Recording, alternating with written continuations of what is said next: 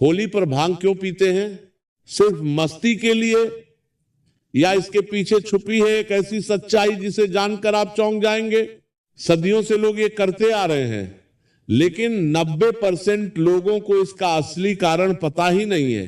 आज अगर ये रहस्य समझ गए तो होली को देखने का आपका नजरिया हमेशा के लिए बदल जाएगा। होली पर भांग पीना सच में परंपरा है, या हम बिना जाने एक ऐसी चीज कर रहे हैं जिसका असली अर्थ पूरी तरह बदल चुका है? अगर आपको लगता है कि ये सिर्फ नशा है तो रुकिए, चलिए शुरू करते हैं। लेकिन एक बात ध्यान से सुन लीजिए, इस वीडियो को अंत तक सुनिएगा, बीच में छोड़िएगा मत, क्योंकि अगर आज आपने पूरी सच्चाई नहीं सुनी तो हो सकता है जिंदगी भर सिर्फ सुनी सुनाई बातों पर विश्वास करते रहे और असली कारण कभी जान ही न पाए। होली के पावन पर्व पर भांग के सेवन की परंपरा का सबसे पहला और मुख्य संबंध देवाधिदेव महादेव शिव से जुड़ा है। पुराणों के अनुसार जब समुद्र मंथन हुआ था तब उसमें से हलाहल विष निकला था। उस विष की ज्वाला इतनी तीव्र थी कि समस्त सृष्टि भस्म होने की कगार पर आ गई थी। तब जगत के कल्याण के लिए भगवान शिव ने उस विष को अपने कंठ में धारण किया। विष की उस भयंकर तपन और गर्मी को शांत करने के लिए देवताओं ने कई शीतल औषधियों का प्रयोग किया, और कहा जाता है कि भांग भी उन्हीं औषधियों में से एक थी जो महादेव की उस अग्नि को शीतलता प्रदान करने के लिए अर्पित की गई थी। तभी से भांग को शिव की अत्यंत प्रिय वस्तु माना जाने लगा। होली के अवसर पर जब हम शिव के गणों की तरह आनंद मनाते हैं तो उनके इसी प्रसाद को ग्रहण करने की परंपरा चली आ रही है। लेकिन भक्तों, बात सिर्फ यहीं समाप्त नहीं होती। हमारे शास्त्रों में, विशेषकर अथर्ववेद में, भांग को पृथ्वी की 5 सबसे पवित्र और शुभ जड़ी बूटियों में से एक माना गया है। इसे विजया कहा गया है। विजया का अर्थ है वह जो विजय दिलाए। अब आप सोचेंगे कि यह किस पर विजय दिलाती है? यह विजय किसी बाहरी शत्रु पर नहीं, बल्कि हमारे भीतर के क्लेश, तनाव, चिंता और नकारात्मकता पर विजय का प्रतीक है। जब हम साधना के मार्ग पर होते हैं या जब हम ईश्वर के रंग में रंगना चाहते हैं तो हमारे मन के विचार अक्सर बाधक बनते हैं। भांग का एक नियंत्रित और औषधीय रूप में उपयोग मन की चंचलता को शांत कर व्यक्ति को एकाग्रता की ओर ले जाता है। होली पर इसे पीने का अर्थ यह था कि व्यक्ति अपने अहंकार, अपनी चिंताओं और अपने सामाजिक संकोच को त्याग कर पूरी तरह से भक्ति और आनंद के रस में डूब जाए। भक्तों, आप जानते हैं कि होली का समय तो परिवर्तन का समय होता है। शिशिर ऋतु विदा हो रही होती है और वसंत का पूर्ण आगमन हो चुका होता है। यह वह समय है जब वातावरण में गर्मी धीरे धीरे बढ़ने लगती है। आयुर्वेद के अनुसार इस बदलते मौसम में शरीर में पित्त और कफ का संतुलन बिगड़ सकता है। भांग में प्राकृतिक रूप से शीतलता के गुण होते हैं। जब इसे दूध, बादाम, सौंफ और काली मिर्च जैसी चीजों के साथ मिलाकर ठंडाई के रूप में लिया जाता है तो यह शरीर के तापमान को संतुलित रखने में मदद करती है और पाचन तंत्र को सुचारू बनाती है। प्राचीन काल में हमारे पूर्वज जानते थे कि इस समय शरीर को किस प्रकार की औषधि की आवश्यकता है, इसलिए उन्होंने इसे उत्सव के साथ जोड़ दिया ताकि लोग इसका लाभ उठा सकें।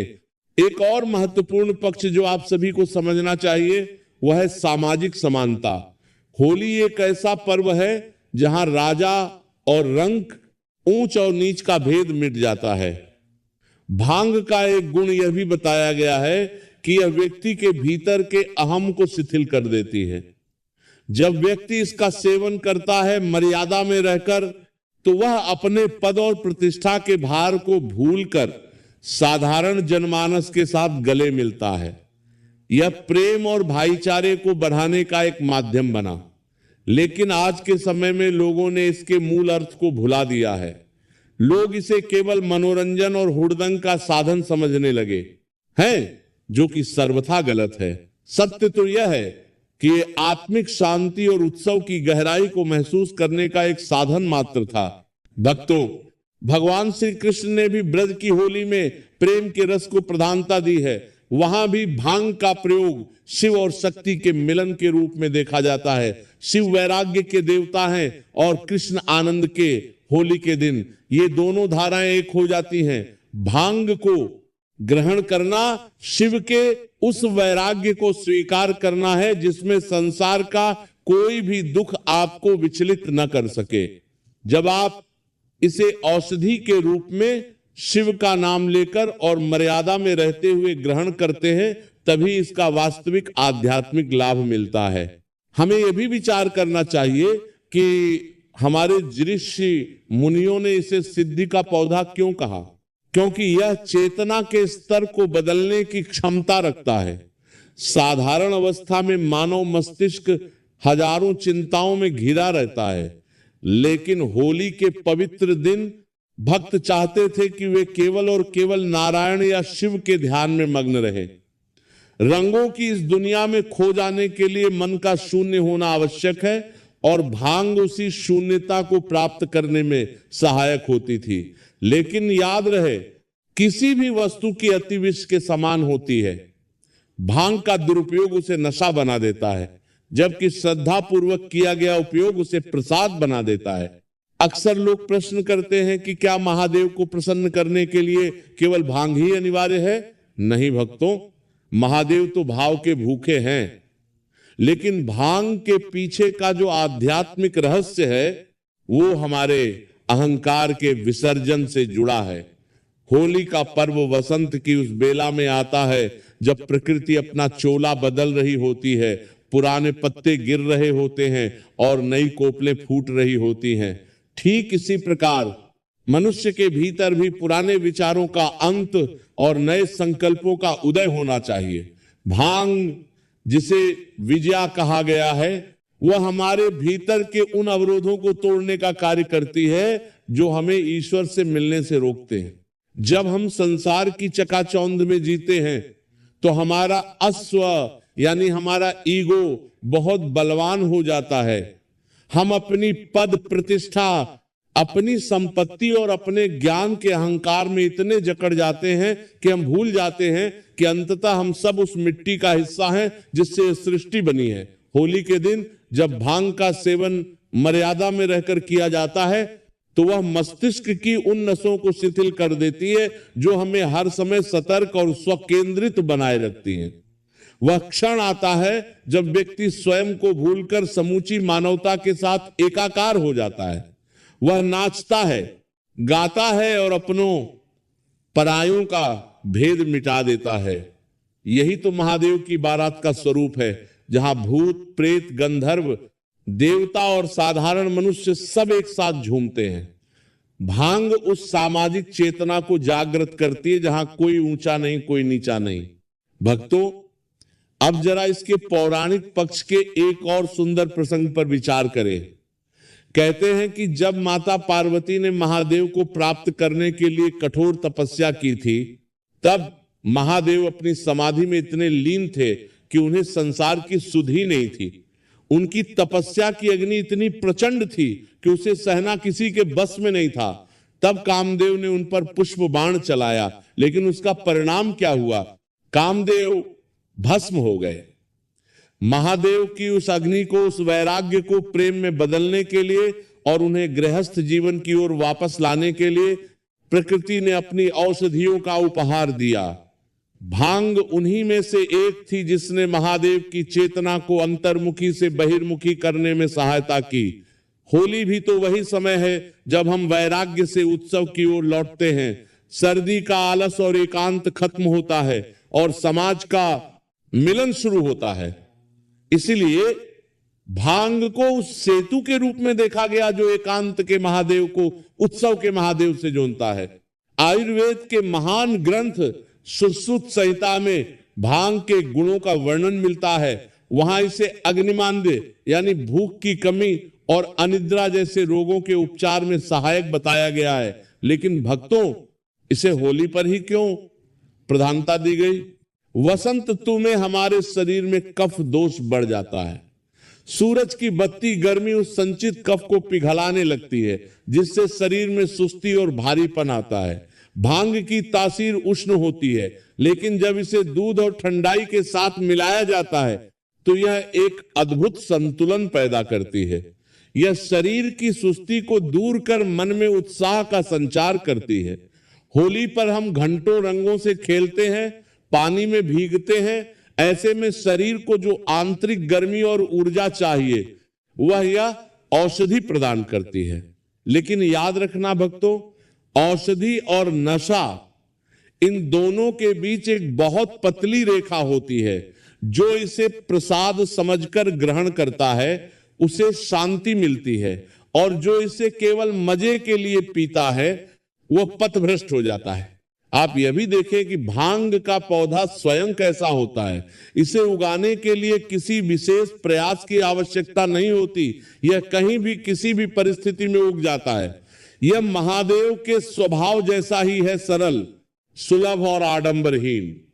यह पौधा हमें सिखाता है कि जीवन में सरलता ही सबसे बड़ा गुण है। होली के दिन जब हम रंगों से सराबोर होते हैं तो भांग हमारे भीतर के पशु को शांत कर शिवत्व को जगाने का माध्यम बनती है। तंत्र शास्त्र में तो इसे चेतना के विस्तार का साधन माना गया है।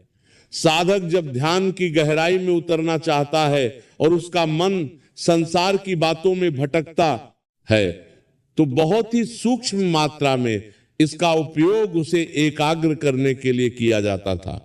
होली पर हम सब एक दिन के लिए साधक बन जाते हैं जो रंगों के माध्यम से ईश्वर की लीला का आनंद लेते हैं।